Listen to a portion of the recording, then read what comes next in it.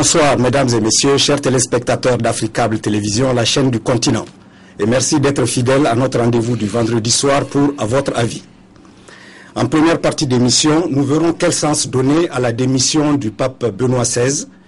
En deuxième partie, nous discuterons sur les prises d'otages et nous essaierons de voir s'il s'agit d'une nouvelle façon de faire la guerre. En troisième position, nos invités répondront à vos appels téléphoniques. À cet effet, ce soir, je reçois M. Kwamvi Kwakuvi, enseignant-chercheur, professeur de philosophie à l'Université de Lomé. C'est ça. Et M. Soumeilou Boubei-Maïga, ancien ministre de la Défense nationale et ancien ministre des Affaires étrangères du Mali. Bonsoir, messieurs. Et bonsoir. Acte majeur aussi inattendu que rarissime. La démission ou la renonciation du pape Benoît XVI a jeté l'émoi dans l'opinion. Avant lui et de toute l'histoire de la papauté, seul le pape Célestin V, il y a 600 ans, a renoncé à sa charge. Le pape Benoît XVI a expliqué son geste grave par le poids de l'âge qui ne lui permet plus d'assumer les responsabilités qui sont attachées à sa fonction. Il faut dire qu'il a 85 ans. Avant d'en savoir plus, je vous invite à suivre notre micro-trottoir.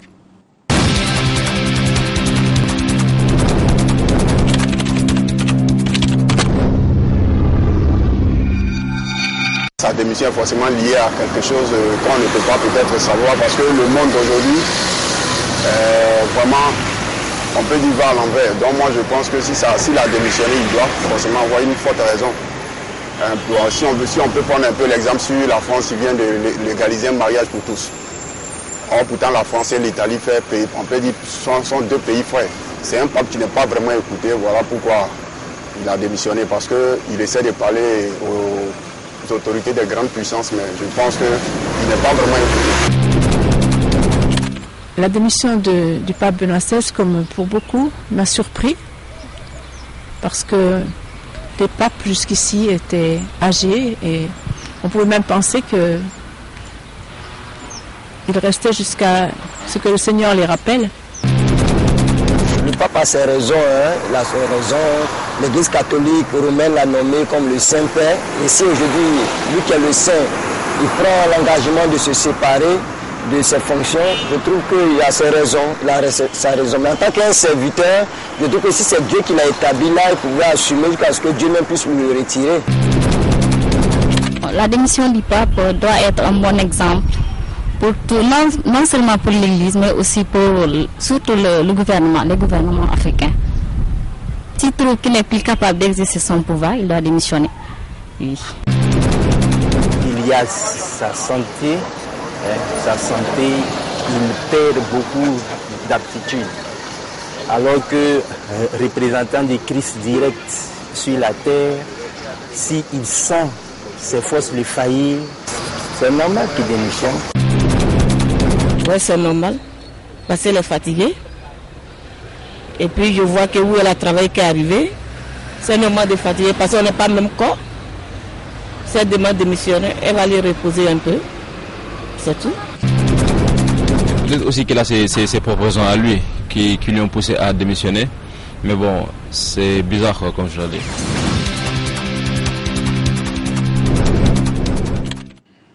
Alors, Monsieur Kwakouvi, je m'adresse à vous. Pourquoi, selon vous, un des intervenants a trouvé bizarre la décision du pape? Peut-être qu'il n'est pas informé sur les charges du pape. Parce que de loin, on voit seulement le chef de l'Église. Mais il a 3 charges. Il est vicaire de Rome, chef de l'État du Vatican, même si c'est 44 hectares, et puis il est chef de l'Église universelle. Il doit remplir ces 3 charges-là à la fois. Et je pense que c'est une question d'honnêteté. Parce que il y a des pays où l'on prend la pertinence de mettre les limites d'âge dans les constitutions, comme au Bénin, à côté de chez nous. Mais il faut savoir que depuis le Concile Vatican II, les prêtres, les évêques et les cardinaux prennent leur retraite. Je ne vois pas pourquoi leur chef n'en prendrait pas. Voilà. Et la constitution de l'Église, qui est le droit canonique, lui en donne le droit au canon 332, paragraphe 2. Et le canon dit qu'il doit prendre sa décision librement et personne n'a le droit de refuser cette décision-là. Alors, Monsieur Maïga, dites-nous, est-ce que vous avez été surpris par la décision du pape de renoncer à sa charge? Oui, sûrement. Je ne suis pas particulièrement l'Église catholique ou les églises d'une manière générale, mais c'est sûr que la décision du pape de renoncer à sa charge m'a surpris un peu comme tout le monde, quoi. Parce que après je l'ai interprété comme étant, je pense, une attitude qui découle peut-être d'une longue période de méditation, de prière, de recherche d'inspiration divine aussi, et que c'est un geste à la fois d'honnêteté et d'humilité, parce que le pape, je crois, a évoqué le poids de son âge qui fait qu'il ne peut plus faire face comme il le souhaite à ses charges, mais tout en se tenant à la disposition de l'Église dans sa nouvelle situation. Je pense que c'est un geste qui devrait inspirer beaucoup d'autres dans différentes fonctions, et je pense que c'est un geste qui a été aussi salué, reconnu, et qui lui a même attiré beaucoup plus de sympathie qu'on ne lui en exprimait auparavant. Et donc, je pense que c'est comme ça que moi j'ai interprété son geste, quoi. Oui, mais il faut quand même dire que après l'annonce de sa décision, il y a une polémique qui a éclaté dans les médias en Italie, au Canada, un peu partout. La presse ayant fait état de raisons supposées qui ne sont pas liées à l'âge, mais qui sont liées à des dossiers, en particulier le dossier du Vatilix. Oui. Le dossier de la pédophilie qui a éclaboussé l'Église, les luttes internes de pouvoir. Alors, dans tout ça, est-ce qu'on peut simplement s'en tenir au fait que le pape ait justifié sa démission par le poids de l'âge? Oui, on peut considérer cela comme des raisons humano-humaines, parce que j'ai énoncé les charges du pape tout à l'heure. Il faut savoir que d'après la philosophie chrétienne, la grâce se surajoute à la nature humaine. Donc ce n'est pas parce que il fait un travail à lui confié par Dieu qu'il faut oublier sa partie humaine. Il dit lui-même que on ne doit pas abandonner sa charge en pleine tourmente, mais quand le temps est serein et calme.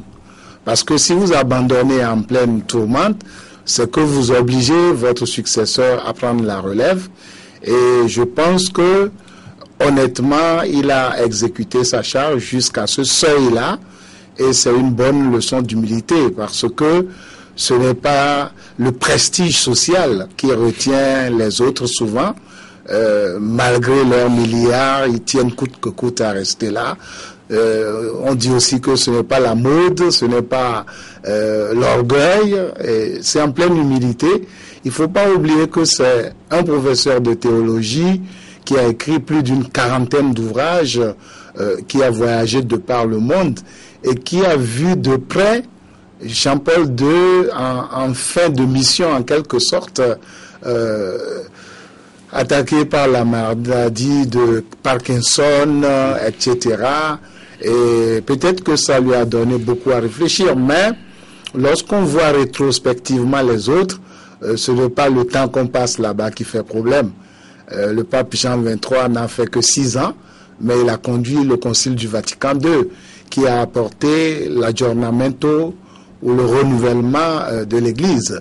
Le pape Pie XII, qui est arrivé très jeune, a fait 20 ans, il a marqué son temps aussi, et le pape Jean-Paul II a marqué par sa forte personnalité. Je crois que c'est une charge que chacun exécute avec sa personnalité. Oui, sauf que vous n'avez pas répondu à ma question. Oui.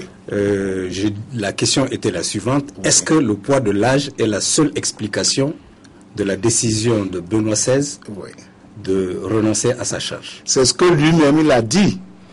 Physiquement, psychiquement et son esprit. Ce que les autres disent, c'est comme la question des préservatifs. Ce n'est pas le pape qui met le préservatif, c'est chacun en son âme et conscience qui doit prendre ces décisions-là Et il ne faut pas oublier que dans l'Église, chacun est responsable de ses actes. Donc vous ne pouvez pas imposer à la personne de rester là jusqu'à ce que mort s'en suive.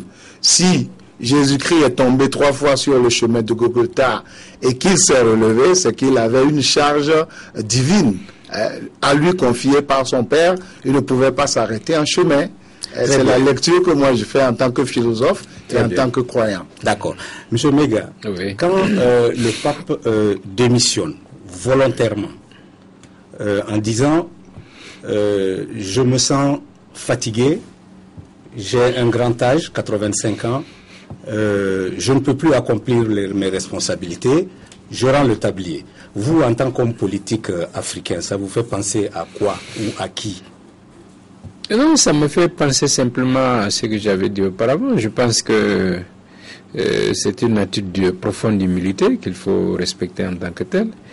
Et c'est un homme qui a dû être confronté à lui-même pendant peut-être de longues périodes de prière, de méditation, et pour chercher la meilleure inspiration et essayer d'arriver à la conclusion si il se sent en âme et conscience en mesure de faire face à ses charges. À un moment où l'Église elle-même est confrontée, comme beaucoup d'autres institutions, même si c'est une institution à cheval sur le spirituel et le temporel, mais confrontée à des évolutions, voit l'humanité aller dans beaucoup de directions, et forcément le pape est normalement au cœur de cette agitation et doit être le berger pour toute la famille de l'Église.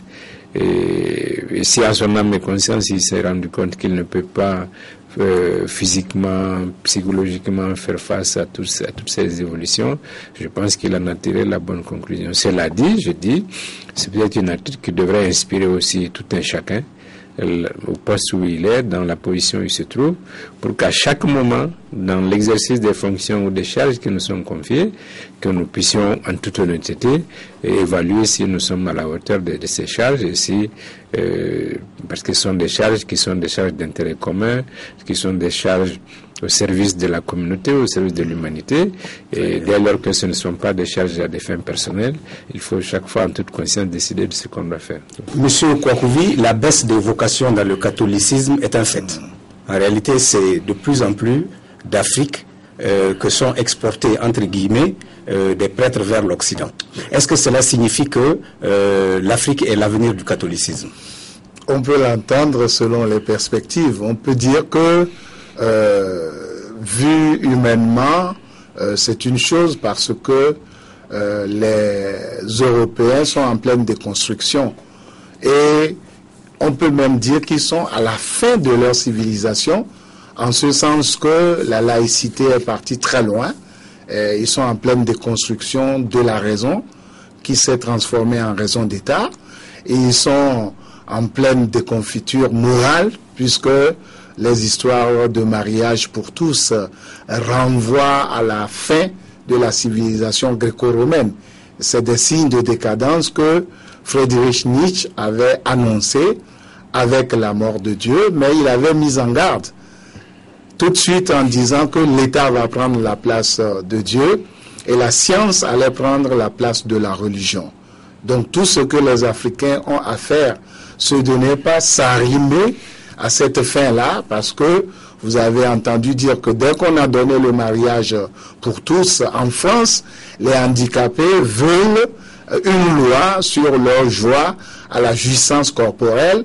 Ils veulent qu'on émette une loi pour leur permettre d'avoir le plaisir sexuel eux aussi, sous prétexte qu'en Suisse, la loi existe déjà.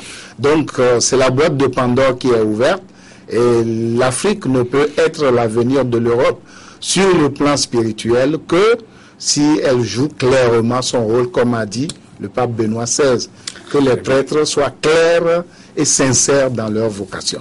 Très bien. À quand un pape venu d'Afrique? En fait, est-ce que c'est important? C'est important vu par les hommes, parce qu'on est à 265 papes déjà. Il n'y a eu que 3 papes venus d'Afrique. La couleur n'a pas été indiquée.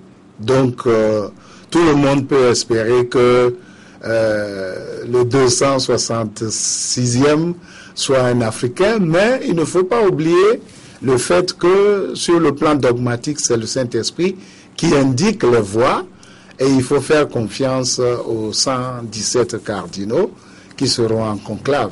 Et si l'Esprit désigne l'Afrique, ça ne ferait que nous réjouir, mais nous ne devons pas imposer notre tour. Nous laissons le choix à la providence divine, comme on dit chez les chrétiens. Très bien. Monsieur Mega, un pape venu d'Afrique? Oui, je ne sais pas si c'est un vrai enjeu pour, dans le domaine de la religion, quoi. C'est vrai que aujourd'hui, il y a beaucoup de chrétiens en Afrique, en Amérique latine, en Asie aussi. Il y en a peu en Europe. Je pense que dans ces choix-là, comme on dit, c'est le Saint-Esprit qui va doter l'Église de la personnalité la mieux indiquée pour la diriger dans cette période-là. Le plus important, je crois, pour l'Église, c'est d'avoir un pape qui soit à la hauteur de ses exigences et à la hauteur de l'attente aussi des hommes et des femmes à laquelle elle s'adresse. C'est ça le plus important. Je vous remercie. Nous sommes à la fin de la première partie de notre émission. Nous allons aborder la seconde partie après cette brève interruption.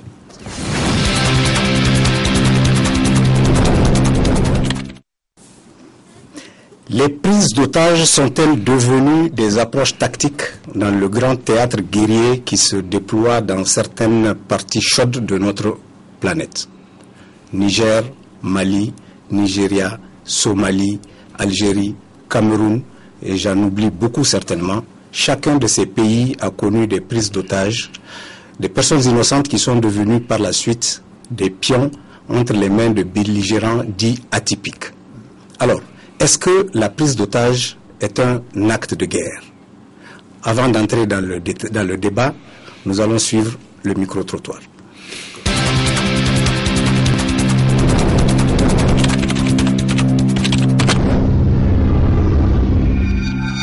La question des prises d'otages là, moi à mon avis c'est que les Africains doivent se poser la question pourquoi les prises d'otages là c'est seulement en Afrique, pourquoi ça ne se fait pas dans les pays occidentaux. Donc c'est au fait ça la question, est-ce que ce n'est pas aussi organisé par ces mêmes pays là pour trouver ou bien pour légitimer des interventions dans les pays africains, parce que ça c'est aussi une question qu'il faut se poser. Dès qu'il y a prise d'otages, entre eux ils se consultent et ils disent il faut envoyer des forces pour soit mener des offensives en vue de relâcher les otages. Les prises d'otages en Afrique, les raisons sont multiples. Je crois que les Africains, je trouve qu'ils ont quelque chose sur le cœur, contre l'Occident. Et ça, il faut que l'Occident aussi penche un peu l'oreille vers les pays africains pour mieux discuter, pour trouver une solution à ça. C'est quelque chose de très malheureux dans la mesure où ce sont des familles qui sont créées. Et je pense que ces mouvements islamiques issus de l'impérialisme, si je peux dire l'impérialisme français, c'est une mauvaise manière pour eux de riposter au comportement des Occidentaux, parce que ces familles qui sont prises en otage là, elles n'ont rien à voir dedans. Elles ne peuvent pas être mêlées de près et de loin à ce qui se passe. C'est vraiment un désastre pour l'Afrique d'aujourd'hui.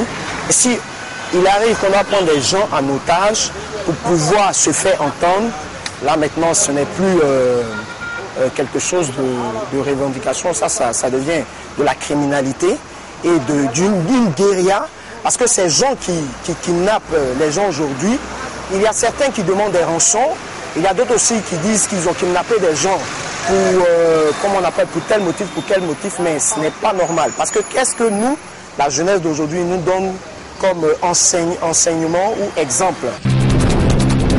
Par rapport aux événements, aux enlèvements qui sont en train de se faire un peu partout, ce n'est rien d'autre qu'un plan. Moi, à mon avis, je pense que c'est un plan savamment orchestré par l'Occident pour recoloniser l'Afrique. Pour dire qu'il y a des islamistes, pour dire qu'il y a Et l'insécurité, nous ne sommes pas en scène d'insécurité. L'insécurité, c'est eux.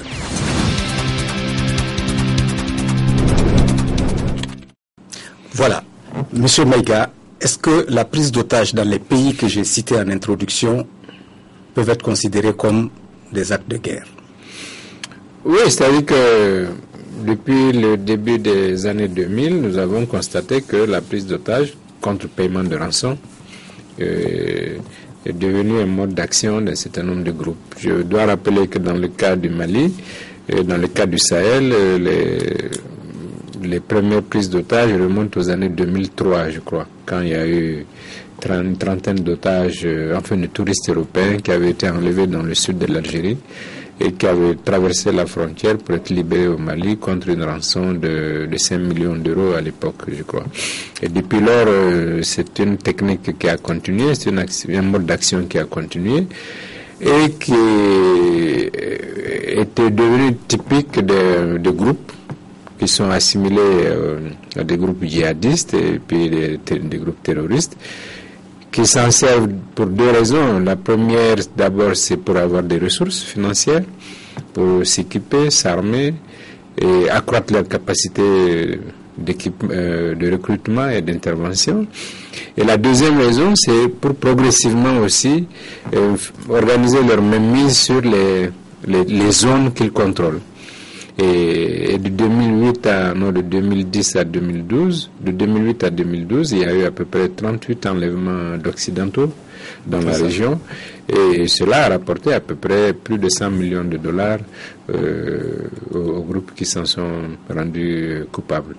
Et donc, je pense que c'est une nouvelle forme de guerre, c'est une nouvelle forme d'action, mais sauf que c'est une action qui n'est pas au service d'un projet politique crédible et sérieux et qui, pour l'essentiel, sert des causes qui ne sont pas défendables. Oui, mais il y a quand même un projet, djihadiste.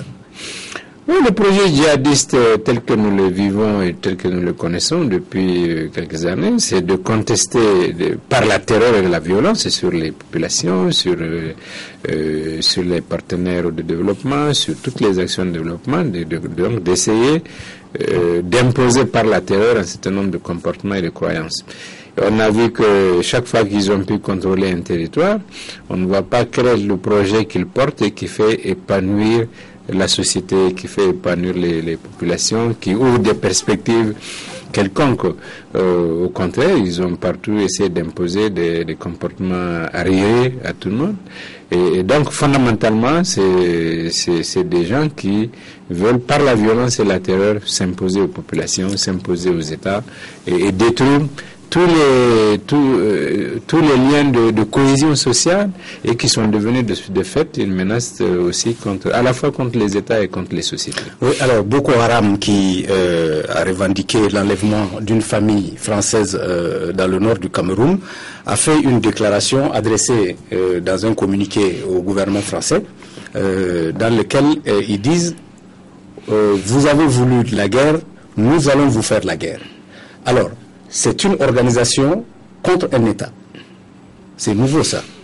Oui, ils ne sont pas contre un État, ils sont contre tous les États. Maintenant, ce que je veux dire, c'est qu'il n'y a aucune cause qui peut justifier que des gens enlèvent des enfants. C'est la première fois que... Oui, l'un des enfants avait 5 ans, d'ailleurs. Qu'on voit des enfants enlevés qui sont pris en otage, et Dieu seul sait aujourd'hui dans quel traumatisme, dans quelles conditions ils sont.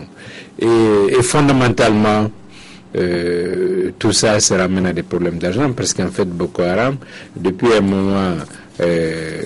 enlevé aussi des Nigérians et des hommes d'affaires nigériens qui étaient libérés contre rançon, et c'est peut-être comme la base de leur clientèle entre guillemets est un peu peut-être épuisée, ils ont essayé d'étendre leurs actions à des ressortissants européens en particulier, parce qu'ils pensent que c'est peut-être là qu'ils auront le plus de ressources. Et je crois que fondamentalement, dans ce cas comme dans les autres, les revendications plus ou moins politiques qui sont mises en avant sont vraiment des revendications de façade, et que la motivation première, c'est une motivation d'argent et d'enrichissement. Monsieur Kouakouvi, nous constatons, et c'est un fait avéré, que les rivalités inter- et intra-religieuses prennent de plus en plus d'ampleur dans les relations entre les confessions et posent des problèmes quasiment à tous les États.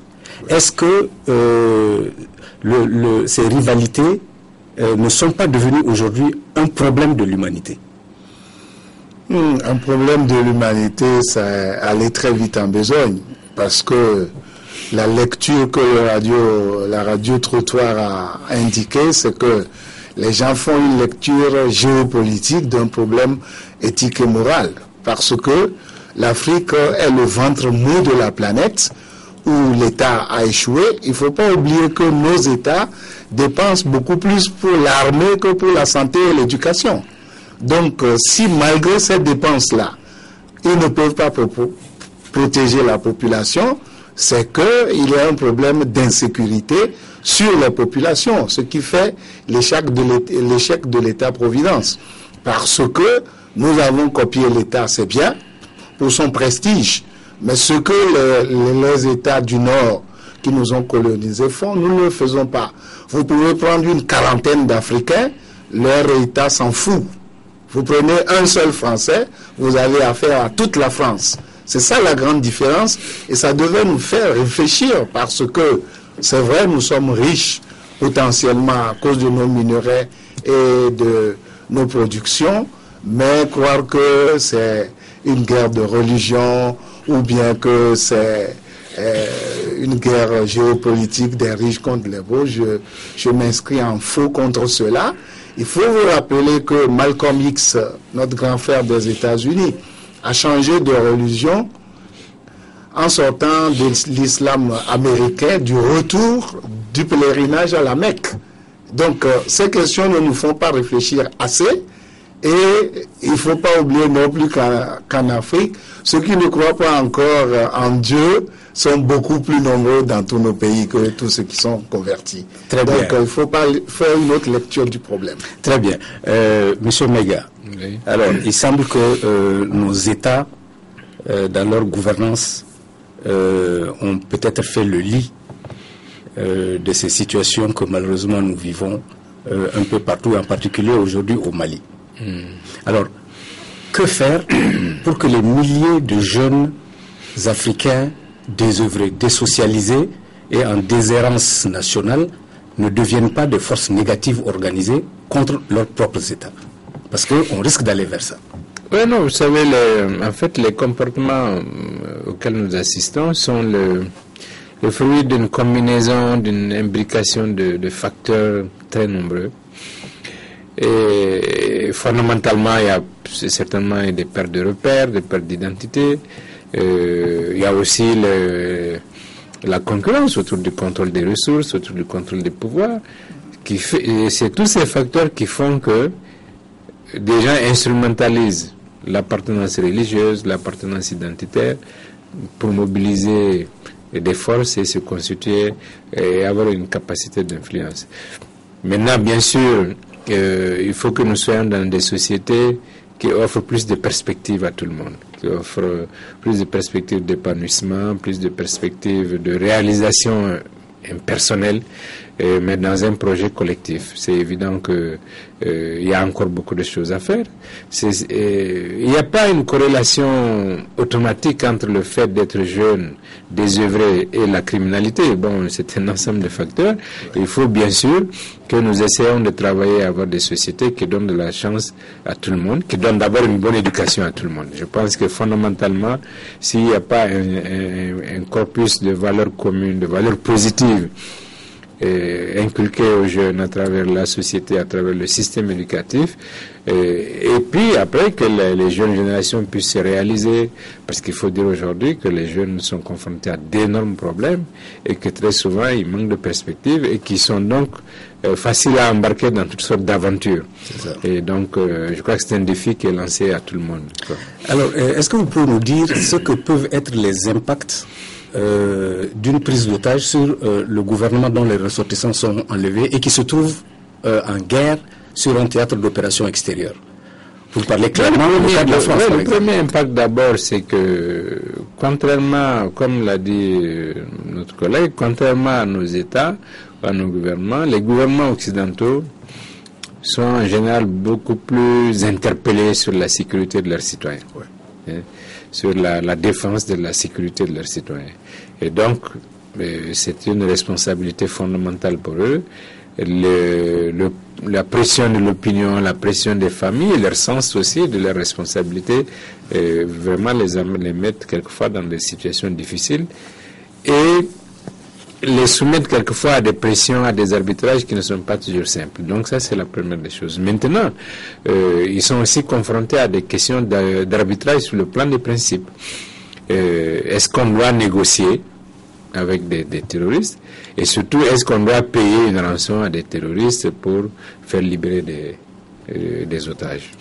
En règle générale, les États sont sur la ligne qu'il ne faut pas... on peut négocier pour obtenir la libération, mais il ne faut pas rentrer dans un marchandage où on paye de l'argent pour la libération des otages, parce que après on se retrouve dans un cycle interminable. Au contraire, les États doivent travailler à ce que tous ces actes criminels puissent être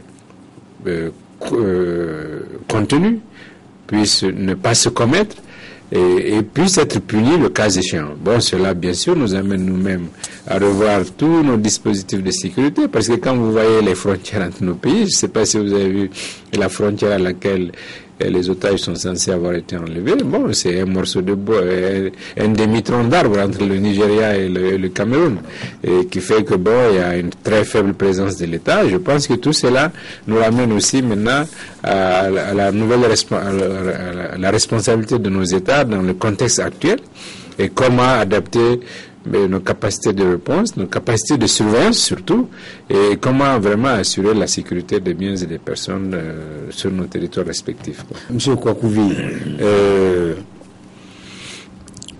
tout à l'heure je disais qu'une famille entière a été enlevée. Oui. Au nom de quel principe, au nom de quoi un acte comme celui-là peut être posé? Bon, d'habitude, les sociologues et surtout l'Autrichien expatrié aux États-Unis, Max Weber, disaient que le monde avait besoin d'une nouvelle spiritualité, non pas dans le sens religieux, mais ce que son Excellence vient de dire. Il faut un nouveau code de valeurs, parce que, faute de cela, Max Weber disait que nous serons à la merci des gens, sans foi ni loi. Parce que je ne vois pas quel Dieu on peut adorer pour tuer les enfants, enlever toute une famille et perpétrer des attentats comme aux États-Unis le 11 septembre, tout ça. Ça ne cadre pas sur le plan thématique avec la conception de Dieu que l'on a. Et c'est ce que le pape Jean-Paul II, le bienheureux, a dit, on ne tue pas au nom de Dieu. Quel que soit le Dieu que vous adorez, à moins que ce soit un Dieu bizarre qui n'accepte que des sacrifices humains, au-delà de son idéologie de créateur et de bienfaiteur, il n'y a pas d'excuse, c'est de la criminalité, et on fait ces prises d'otages-là pour de l'argent, et la Libye est du côté de la religion, parce qu'il n'y a que la Libye qui puisse sauver les gens. Monsieur Mega, pourquoi devant des actes aussi abominables commis au nom de l'islam, on n'entend jamais de condamnation venant d'autorités morales ou religieuses relevant de l'islam? Il y a une espèce de silence comme ça. Jamais on entend de condamnation. Comment vous expliquez ça?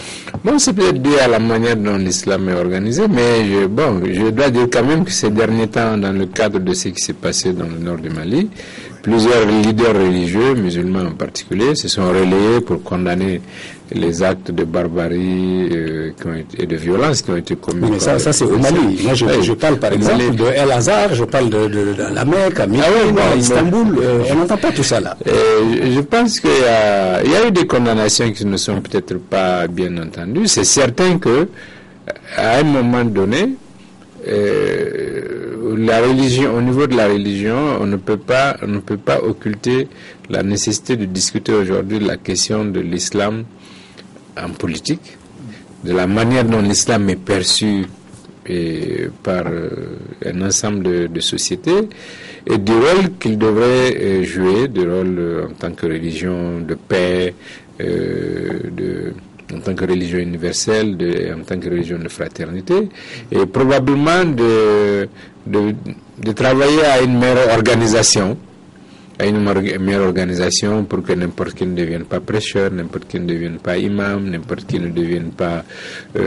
enfin, que tout le culte soit organisé, parce que contrairement à la religion chrétienne, l'islam a un impact politique beaucoup plus affirmé, et aussi un vecteur politique beaucoup plus important. On voit aujourd'hui que dans beaucoup de nos pays, les mouvements qui se réclament de l'islamisme jouent un rôle important dans les États, au nom de l'islam, en tant que mouvement islamiste. C'est le cas en Afrique du Nord, en particulier dans tous les pays d'Afrique du Nord pratiquement, à part l'Algérie. C'est le cas en Turquie. Donc, c'est une religion qui est à la fois dans le temporel et dans le spirituel. Et donc, à un moment ou à un autre, forcément, on devrait pouvoir s'interroger sur cette problématique-là et faire en sorte que les déviations ou les dénaturations soient vraiment assez minimes par rapport aux perspectives que la religion offrirait à tout le monde. C'est ça. Monsieur Kouakouvi? Oui, je crois que j'adhère entièrement à sa position, en ce sens que l'autonomie que l'islam accorde aux diverses régions du monde fait que les interprétations du Coran peuvent varier selon les causes, selon les continents, et on a vu comment les votes ont fait récupérer le printemps arabe à ces mouvements-là. Et je pense que l'idée centrale de la Oumma, la grande communauté des croyants, ne fonctionne pas de la même manière chez les musulmans que chez les juifs et les chrétiens. Et ça, c'est un problème qui devrait interpeller les grandes universités qui interprètent le Coran et qui forment quelquefois les étudiants qui, après libération des bancs des universités, peuvent devenir des prédicateurs au nom de guerres saintes dont le fondement n'est pas toujours clair, comme on l'a dit, parce que ce que Boko Haram dit, c'est que toutes les écoles européennes sont mauvaises. Ça oublie le travail qu'on devrait faire au Nigeria pour les vaccinations. Il y a des problèmes. Pour la lutte contre l'anophèle et le paludisme, il y a des problèmes. Donc, il y a une question de modernité sur le plan religieux qui n'est pas réglée. Et c'est une déficience d'éducation et d'autonomie du leadership religieux. Et je pense que à la suite des pèlerinages, ça devrait être revu et corrigé. Très bien. On va revenir à notre point de départ, qui consistait à se demander si les prises d'otages étaient un acte de guerre. Oui, non, c'est parce que dans les sociétés, dans nos sociétés, c'est-à-dire vous avez un faisceau d'indicateurs qui donnent à penser à nos populations qu'elles vivent des systèmes d'oppression. Parce qu'il y a les indicateurs économiques et sociaux, et il y a le fait que nous sommes dans un monde aujourd'hui très globalisé où beaucoup de gens se sentent concernés directement par ce qu'ils considèrent être comme une répression contre les musulmans, notamment au Proche-Orient, dans le conflit israélo-palestinien. Donc il y a une instrumentalisation aussi de tous ces facteurs et qui participent à donner une identité collective telle que les gens vivent souvent leur situation comme une situation de répression ou d'oppression et considèrent que c'est par la religion aussi ou c'est au nom de la religion qu'ils devraient agir pour s'émanciper ou se libérer. Bon, sauf que très souvent ils font fausse route et qu'ils font aussi recours à des méthodes ou à des voies qui sont de toute façon déconseillées ou proscrites par la religion. Et donc ça nous ramène, je crois, à la question de comment construire une citoyenneté plus harmonieuse pour nos populations et comment peut-être faire aussi la différence entre l'État, la religion, la politique et la religion et ne pas se servir de la religion comme vecteur politique. Très bien. Je vais me tourner vers le philosophe, cette fois-ci, pour lui demander son avis, deux philosophes, sur cette problématique. Oui, je crois qu'il faut inverser les conscientisations parce que toutes nos constitutions ont intégré la liberté de religion. Donc, et quelquefois, ce n'est pas nécessairement la majorité des fidèles qui prennent cette décision-là. C'est des groupes de dissidents qui font ces choses-là et ça embarque l'ensemble. J'ai un collègue qui s'appelle Aléadji, de son nom togolais, mais on a transcrit au temps des gouverneurs à Aladji. Il est sociologue et il porte la barbe. Il devait aller aux États-Unis en tant qu'écrivain et je l'ai mis en garde contre le contrôle de passeport. Parce que quand on va à Aladji, on pense tout de suite à un imam. Et en plus de ça, avec sa barbe, et ça n'a pas raté, à l'entrée des États-Unis, il a passé plus d'une quarantaine de minutes en contrôle. On a fouillé les coins de recoins de sa personne, de ses bagages et tout ça. Et au retour, il m'a donné raison. Donc je crois que, heureusement, nous vivons en un siècle où les gens peuvent quand même, grâce aux nouvelles technologies de l'information et de la communication, apprécier par moment, par eux-mêmes, ce qui se passe et ce qui se dit. J'ai été très content d'entendre certains citoyennes et certains citoyens du Mali désapprouver l'état dans lequel ils étaient au nord du Mali, sans télé, sans football. Ils ont dit que non, c'est une régression par rapport à la vie qu'ils avaient menée avant. Et je crois que il y a de l'espoir que cette guerre de groupuscules n'entache pas l'ensemble de nos pays. Très bien. Merci. Nous sommes arrivés à la fin de la seconde partie de notre émission et nous allons passer aux appels téléphoniques après cette brève interruption.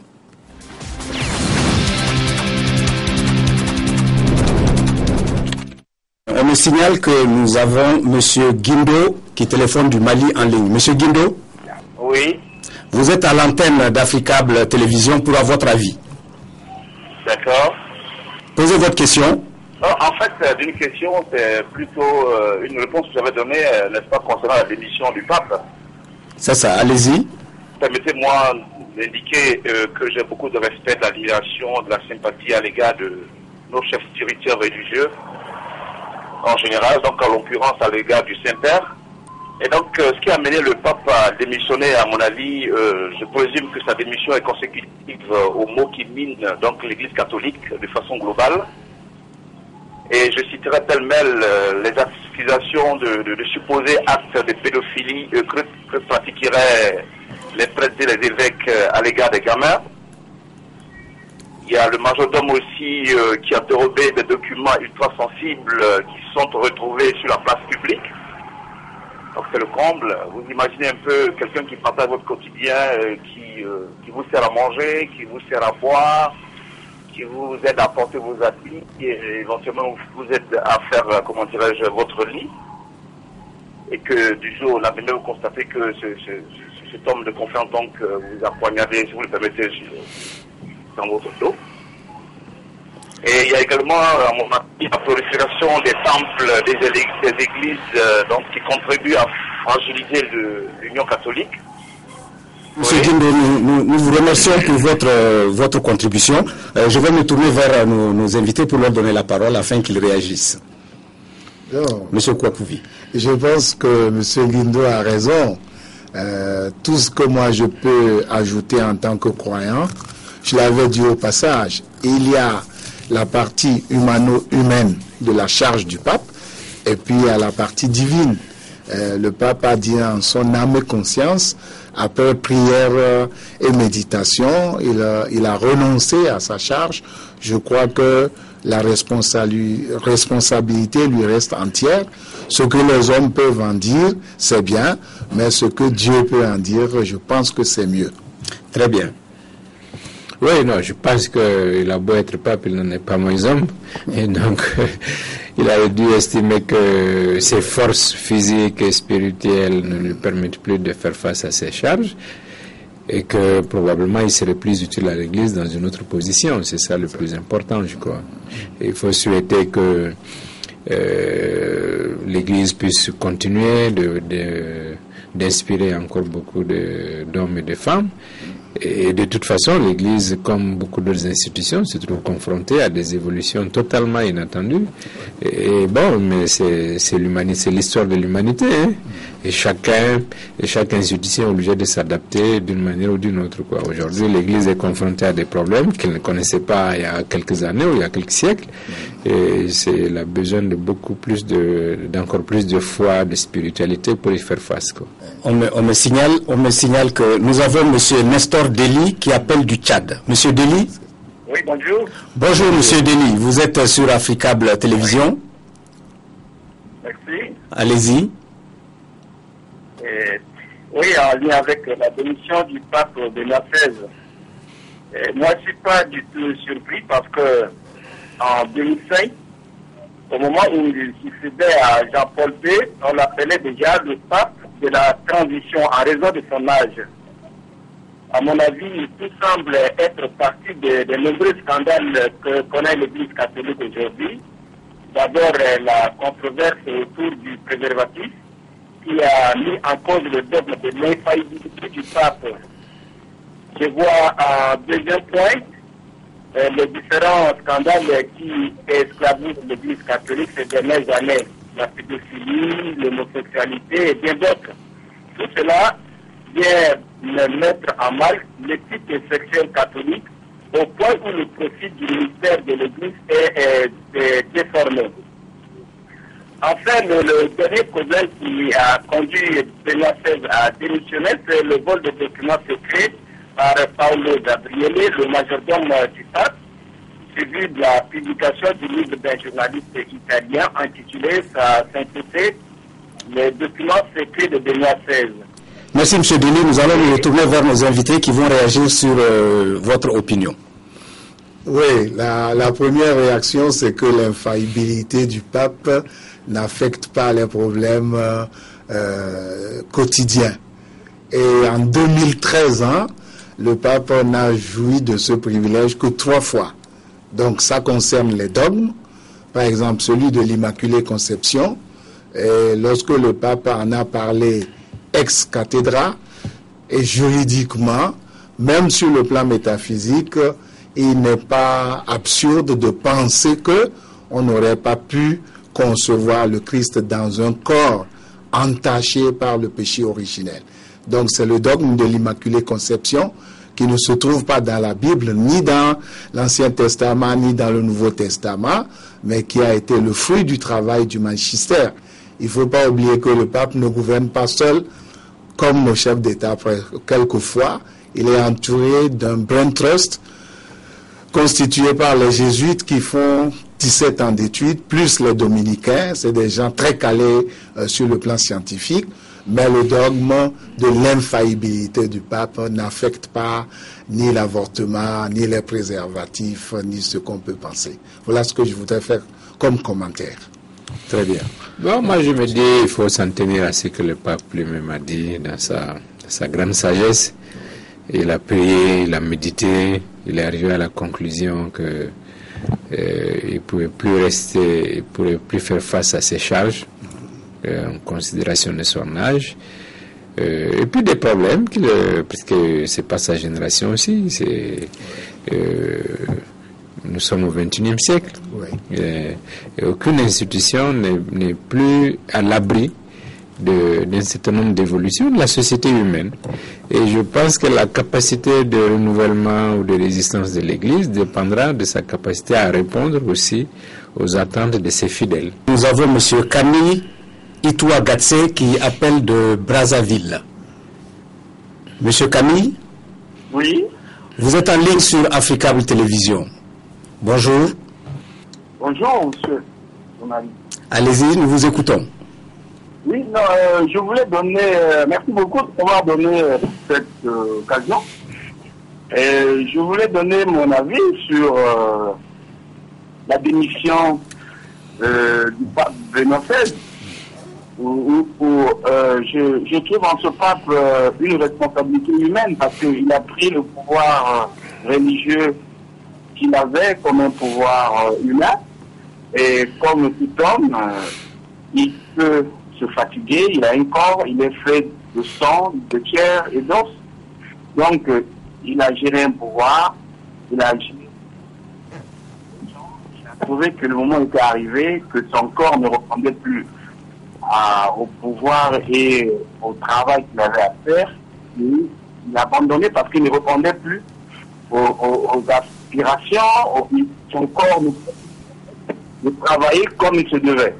Donc il est humain, il est réaliste, et je suis d'accord avec lui pour l'avoir fait. Parce que aussi, on doit savoir dire que la religion c'est fait pour les gens qui vivent sur Terre. C'est fait pour nous les humains. Donc, nous devons accepter aussi la réalité de ce que nous connaissons. Merci, M. Camille. Merci pour cette contribution assez intéressante. M. Mega. Oui, non, je pense que... Je reviens toujours à ce que j'ai dit. Je pense que le pape, il faut saluer son courage parce que ce n'était pas un acte, c'était pas une décision facile, je suppose. Il a dû la mûrir, la tourner, la retourner, peut-être même pas la faire partager, parce que c'était seul avec sa conscience, avec Dieu, qu'il est arrivé à cette décision-là, par attachement à l'Église. Oui. Je pense que fondamentalement, pour lui, c'est la meilleure manière pour lui de rester encore au service de sa foi, au service de l'Église, et je pense que nous devons l'accompagner avec nos prières dans cette décision-là, et souhaiter que l'Église puisse se doter d'un autre pape qui soit en mesure de la conduire et de la mettre dans une position de mieux répondre encore plus aux attentes des fidèles. Parce que nous vivons une époque assez tourmentée. Très bien. Monsieur Kwakouvi, je vous donne la parole pour la dernière fois.